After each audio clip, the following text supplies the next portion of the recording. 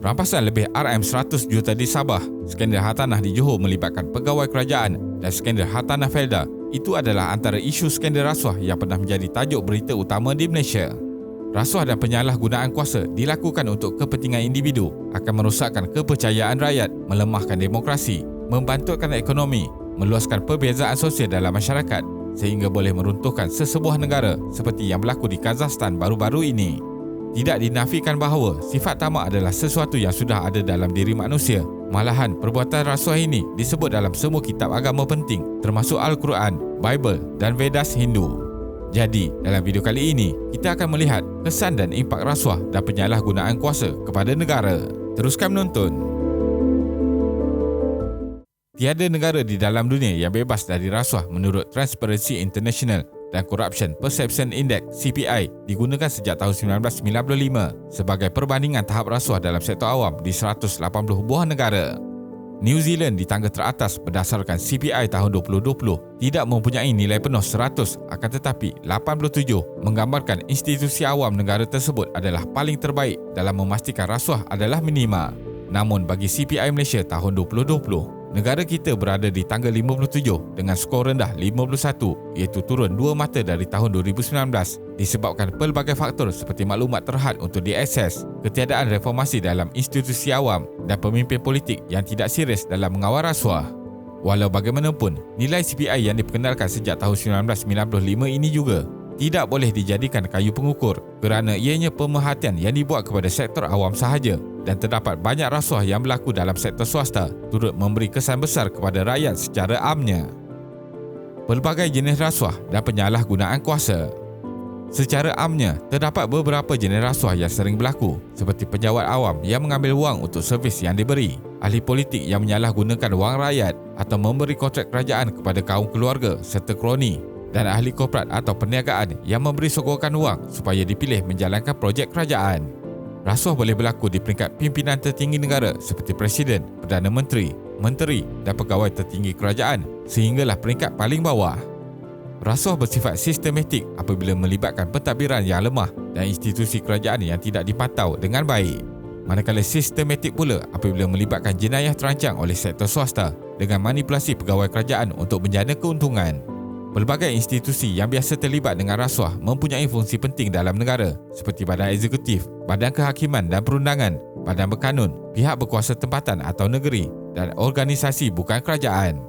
Seperti yang selalu digambarkan, rasuah selalu berlaku di negara-negara miskin dan kurang membangun juga adalah tidak benar kerana ia bukan hanya melibatkan wang ringgit semata-mata, akan tetapi sebarang tindakan salah laku untuk memenuhi kepentingan individu.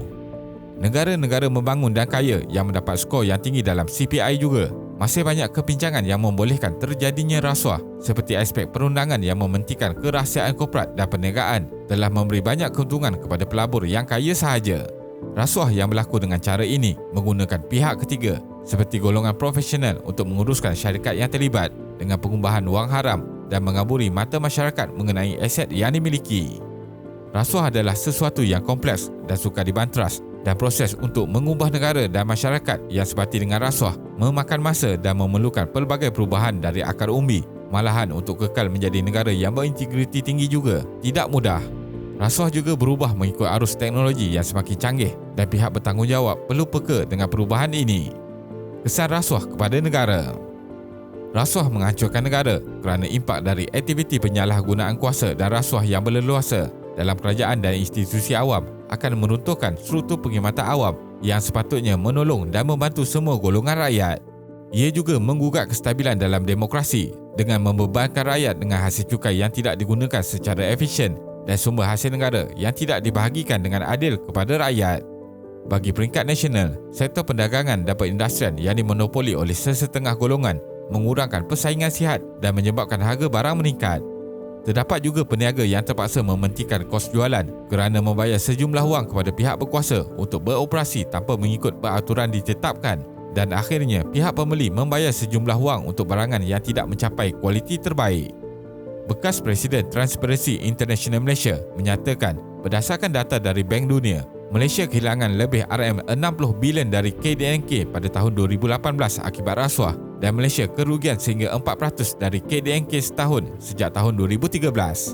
Nilai RM1 bilion boleh digunakan untuk membina 800 buah hospital dengan kapasiti 100 katil pesakit atau 40 buah sekolah atau lebuh raya 4 lorong sepanjang beberapa kilometer.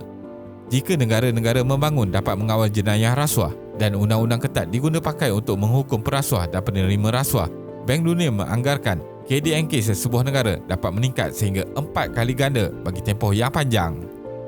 Reformasi membantras rasuah politik. Rasuah dan penyalahgunaan kuasa yang berleluasa dalam politik negara dapat dilihat memberi tekanan hebat kepada kehidupan rakyat biasa saban hari. Perkhidmatan dan infrastruktur awam untuk rakyat sepatutnya dapat ditingkatkan dengan hasil kutipan kerajaan yang menilai ratusan bilion ringgit setiap tahun. Penyumbang paling utama gejala rasuah ialah keinginan terhadap kontrak projek-projek kerajaan yang menilai jutaan, malahan berbilion ringgit. Projek mega kerajaan menjadi lubuk kepada kroni dan syarikat tertentu mengaut keuntungan tanpa melalui tender terbuka dan akhirnya hasil yang tidak berkualiti diberikan kepada rakyat. Menurut bekas Ketua Audit Negara Tan Sri Amrin Buang, 30% dari nilai projek kerajaan lesap disebabkan rasuah dan salah guna kuasa. Projek yang tergendala juga akan menggunakan lebih banyak hasil cukai rakyat. Badan audit sepatutnya diberikan kuasa untuk memantau dan melakukan pemeriksaan mengejut terutamanya projek besar yang diberi tender secara terus ini. Dengan isu semasa yang semakin hangat membabitkan Suruhanjaya Pencegahan Rasuah Malaysia SPRM, adakah ada keperluan struktur organisasi terpenting itu patut dibuat reformasi segera? Tambahan lagi, rakyat dilihat semakin tidak yakin dengan integriti beberapa badan kerajaan lain yang seakan-akan berat sebelah menyokong tanpa melakukan siasatan bebas serta pemberi maklumat yang diugut kembali. Masalah rasuah politik di Malaysia juga kerana ketiadaan akta dana politik, iaitu parti politik atau ahli politik tidak diwajibkan mendedahkan sumber dana mereka.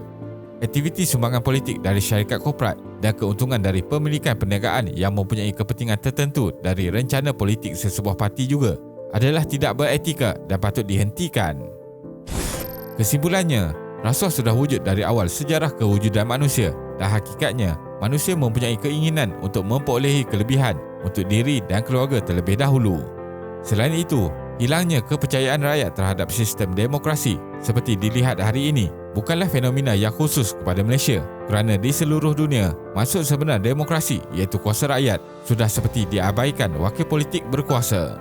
Jurang ekonomi yang semakin lebar mempunyai hubung kait dengan kepesatan globalisasi abad ke-21 di mana golongan bawahan tidak mendapat peluang mengejar teknologi kerana kemiskinan disebabkan pentadbiran kerajaan yang tidak telus untuk membahagikan hasil kekayaan negara untuk kegunaan paling penting. Terima kasih kerana menonton dan jangan lupa subscribe. Jumpa lagi.